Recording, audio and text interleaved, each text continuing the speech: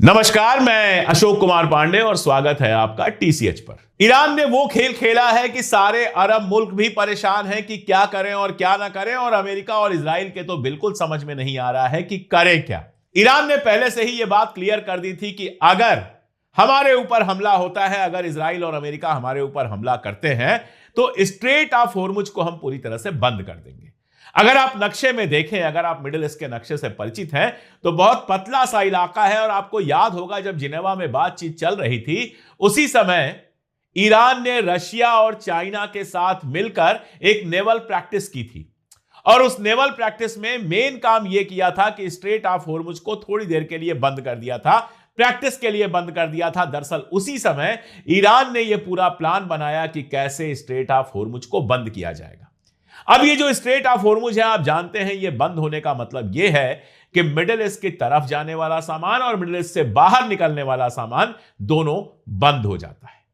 25% से ज्यादा दुनिया का तेल इसी रास्ते से आता है।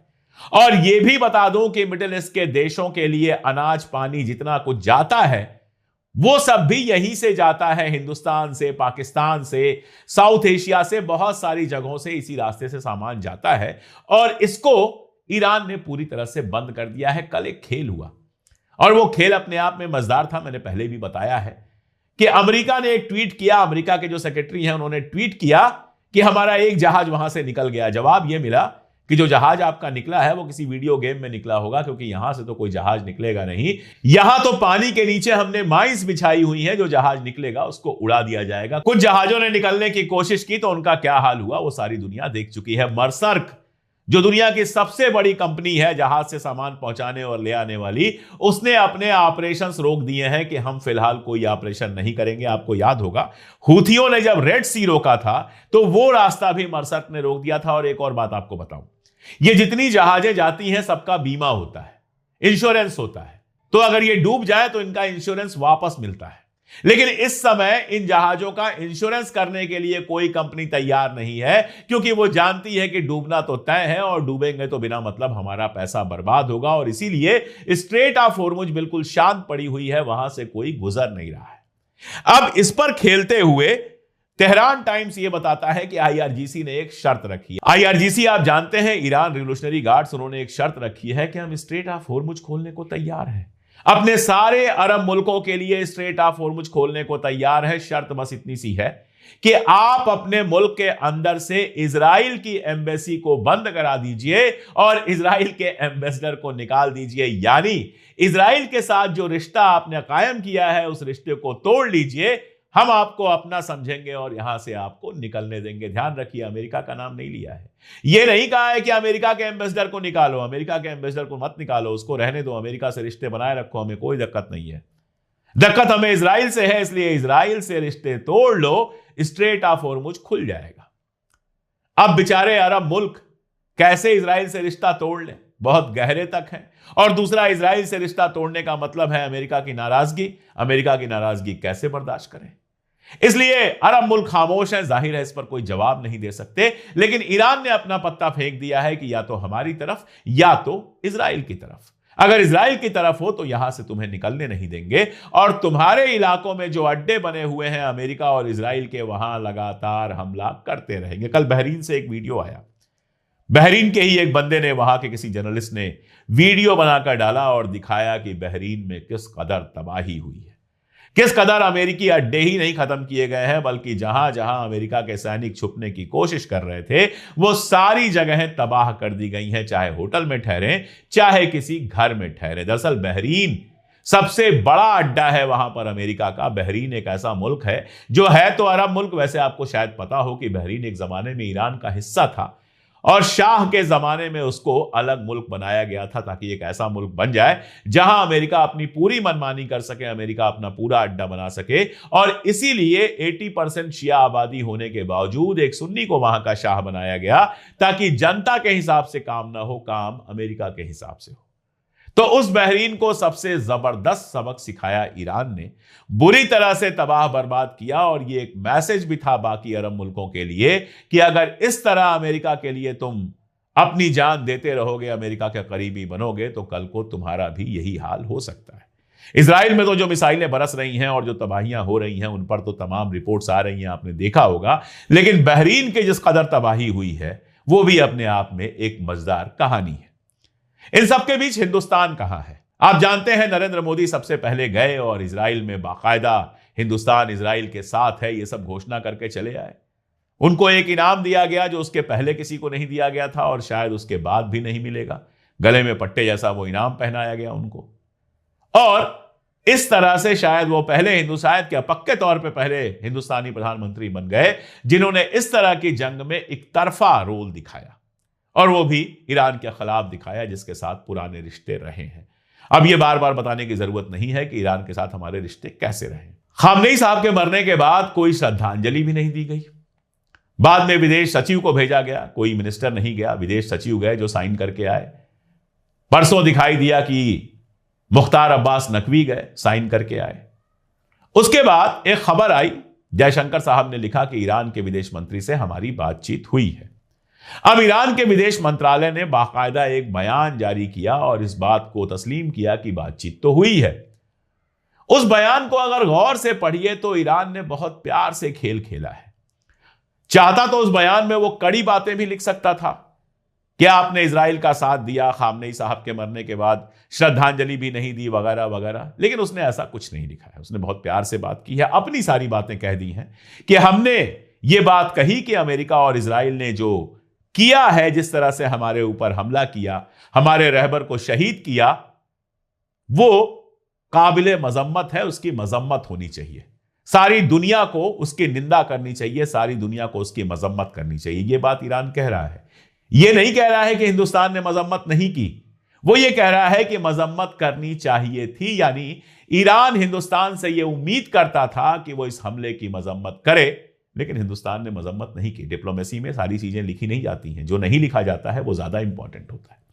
लेकिन इसके बावजूद वो बयान कहता है कि हिंदुस्तान के साथ हमारे पुराने रिश्ते हैं। इसके बावजूद वो हिंदुस्तान के साथ कोऑपरेशन की बात करता है, यानी वो हिंदुस्तान को पूरी तरह से खोना भी नहीं चाहता है। वो जानता है कि हिंदुस्तान की सरकार भले इस समय इजराइल के साथ खड़ी है, लेकिन हिंदुस्तान की आवाम का बड़ा हिस्सा, हिंदुस्तान का सारा विपक्ष और हिंदुस्तान के तमाम हक पसंद लोग आज भी ईरान के साथ हैं। उनका दिल ईरान के साथ धड़कता है, इजराइल के साथ नहीं। वो जानता है कि हिंदुस्तान का इंटेलेक्चुअल तबका, हिंदुस्तान का आम इंसान और हिंदुस्तान का विपक्ष इस बात को गलत मानता है कि जिस तरह से इजराइल और अमेरिका ने उसके ऊपर हमला किया और उसके सर्वोच्च लीडर को शहीद कर दिया। इसीलिए हिंदुस्तान से कोई दुश्मनी दिखाने की जगह उसने मोहब्बत में बात की, लेकिन अपनी बात पूरी की पूरी कह दी कि हुजूर आला, हमें उम्मीद थी कि जब हमारे ऊपर इस तरह से हमला हुआ तो हमारी 150 बच्चियों को मार दिया गया, एक स्कूल में हमारे रहबर को मार दिया गया, तो आप कम से कम इसकी मजम्मत तो करते। तो बहुत फाइन डिप्लोमेसी खेली है ईरान ने। हिंदुस्तान के साथ रिश्ते खराब भी नहीं करना है और अपनी पोजीशन बहुत साफ साफ बता देनी है। दरअसल मुझे लगता है कि नरेंद्र मोदी सरकार भी डिलेमा में है। इजराइल का समर्थन कराए, इनको लगा होगा कि इजराइल तो बस 2 दिन में जीत जाएगा, ईरान में सरकार बदल जाएगी और ईरान में जो नई सरकार बनेगी वो तो अमेरिका और इजराइल के सरपरस्ती में काम करेगी, तो हम ईरान की नई सरकार से भी रिश्ता बना लेंगे, इजराइल से भी रिश्ता बना रहेगा, दोनों हाथ हमारे घी में होंगे। नहीं मालूम था उनको कि जब दोनों हाथ घी में डालने की कोशिश करते हैं तो कई बार सर कड़ाही में चला जाता है। हो गया सब उल्टा। 4 दिन छोड़िए, 10 दिन हो गए जंग को। न जंग खत्म होने का नाम ले रही है, न ही ईरान कहीं हारने जा रहा है, बल्कि अमेरिका ने जो जो तसव्वुर किया था, जो जो प्लानिंग की थी, वो सब फेल हुई। न तो वहां पे सरकार बदली, न वहां जनता सड़क पर आई खामनेई साहब के खिलाफ, और ना ही सारे अरब मुल्क इजराइल के साथ मिलकर ईरान के दुश्मन हो गए। और तो और जो अमेरिका का सारा डिफेंस सिस्टम बना हुआ था वो पूरी तरह से बर्बाद हो गया। दुनिया भर में लोग अमेरिका के खिलाफ जुलूस निकाल रहे हैं, जंग बंद करने की बात कर रहे हैं, और जो अमेरिका के सबसे करीबी दोस्त हैं, चाहे वो इंग्लैंड हो, फ्रांस हो, कनाडा हो, ऑस्ट्रेलिया हो, इन्होंने अभी इस बात का कोई संकेत नहीं दिया है कि ये इस जंग में शामिल होंगे। इस तरह के संकेत बहुत सारे मिल चुके हैं कि इराक की जंग में जो गलती हुई थी वो गलती हम दोबारा नहीं करने जाएंगे, मतलब ये इस जंग में शामिल होने नहीं जा रहे हैं। अब हिंदुस्तान, या हिंदुस्तान क्यों कहूं, नरेंद्र मोदी सरकार पशोपेश में है। देश के अंदर आयल का संकट शुरू हो चुका है। विपक्ष संसद के अंदर लगातार सवाल पूछ रहा है और ये सवालों से भाग रहे हैं। एलपीजी के लिए लंबी लंबी लाइनें लगनी शुरू हो गई हैं। कहा जा रहा है पेट्रोल डीजल की भी कल समस्या किल्लत पैदा हो सकती है। और ऐसे में इजराइल अमेरिका से कहीं से कोई मदद मिलने वाली है नहीं। मदद मिलेगी भी तो ईरान से ही मिलेगी, अगर ईरान भारतीय शिप्स के लिए स्ट्रेट ऑफ हॉर्मुज खोले और तेल आने दे। तो इजराइल के साथ ज्यादा दोस्ती का कहीं कोई फायदा मिलता तो दिख नहीं रहा है, नुकसान काफी मिल रहा है। शायद यही वजह है कि इतने दिनों बाद ईरान से बात की गई, अपनी तरफ से जरा सा हाथ बढ़ाया गया। हमेशा याद रखिए, जब दो पक्ष लड़ाई लड़ रहे हों तो किसी एक पक्ष के साथ खड़े होने का कोई फायदा नहीं होता है, वो भी अपनी ट्रेडिशनल पॉलिसी को छोड़कर, ट्रेडिशनल पॉलिसी को तोड़कर। आप देखिए, बड़े बड़े आर्मी के एक्सपर्ट्स, जनरल बख्शी जैसे लोग जो एक जमाने में भारतीय जनता पार्टी के लिए इतनी बात करते थे, एडमिरल अरुण प्रकाश जो आज हमारे जितने भी जिंदा हमारे आर्मी ऑफिसर्स हैं उनमें सबसे ज्यादा डेकोरेटेड और सबसे ज्यादा इज्जत पाने वाले एडमिरल हैं, ऐसे लोग, पी शिवशंकर मेनन जो विदेश सचिव थे हमारे और बड़े डिप्लोमैट दुनिया के माने जाते हैं, इनके इंटरव्यूज आप देखिए, ये सारे के सारे कह रहे हैं कि भारत सरकार ने जो किया वो बिल्कुल गलत किया, उसका कोई फायदा नहीं हुआ, हमारी डिप्लोमेसी का सत्यानाश कर दिया, जो हमारी ट्रेडिशन थी उसको तोड़ दिया। ये सारे लोग नाराज हैं अगर सरकार से। इसका मतलब बहुत साफ है कि सरकार ने, मोदी सरकार ने जिस तरह से इजराइल से दोस्ती उसी समय दिखाने का फैसला किया जिस समय जंग बिल्कुल होने वाली थी, वो एक गलत निर्णय था।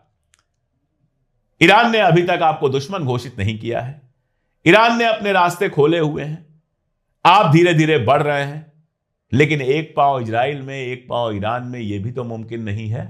जब तक आप इजराइल से इतनी मोहब्बत बनाए रखेंगे, ईरान से दोस्ती तो होगी नहीं। और मैंने पहले ही दिन कहा था कि फर्ज कीजिए इस जंग के बावजूद ईरान नहीं हारा, ईरान में सत्ता नहीं बदली, यही सत्ता चलती रही तो उसके मन में हमेशा के लिए यह ठेस रहेगी कि जब हम मुश्किल में थे तो हिंदुस्तान की सरकार ने जाकर इजराइल का हाथ थामा, हमारा हाथ नहीं थामा। इसके क्या रिपरकशंस होंगे इस पर हम आगे बात कभी करेंगे या आगे देखेंगे, लेकिन अभी फिलहाल तो स्थिति यह दिखती है कि ईरान ने सबकी उम्मीदें तोड़ दी। जो लोग ये उम्मीद लगाए बैठे थे कि बस इजराइल और अमेरिका 4 दिन में सब निपटा देंगे और ईरान में सत्ता बदल जाएगी, जनता सड़क पे आ जाएगी, वो सारी उम्मीदें ईरान ने तोड़ दी। और इसकी वजह से नरेंद्र मोदी जी ने जो जाकर इजराइल के अंदर दोस्ती का इजहार किया था, मोहब्बत का इजहार किया था, वो शायद उनको बहुत भारी पड़ने वाला है। आपको क्या लगता है कमेंट में बताइएगा। जुड़े रहिए हमारे साथ, देखते रहिए हमारे वीडियोस। चैनल अब तक सब्सक्राइब ना किया हो तो चैनल को सब्सक्राइब कर लीजिए और साथ में अगर हमारी ताकत बनना चाहते हैं तो हमारी मेंबरशिप ले लीजिए। स्क्रीन पर आपको एक कोड दिख रहा होगा, QR कोड, उसको स्कैन कर सकते हैं या फिर पिन कमेंट में, डिस्क्रिप्शन में कहीं भी जो हमने लिंक दिए हैं उनसे आप ज्वाइन कर सकते हैं। आप हमारी ताकत बनेंगे तो हम वो सच कह पाएंगे जो सच कहने में अच्छे अच्छों को डर लगता है। आज के लिए इतना ही, बहुत शुक्रिया।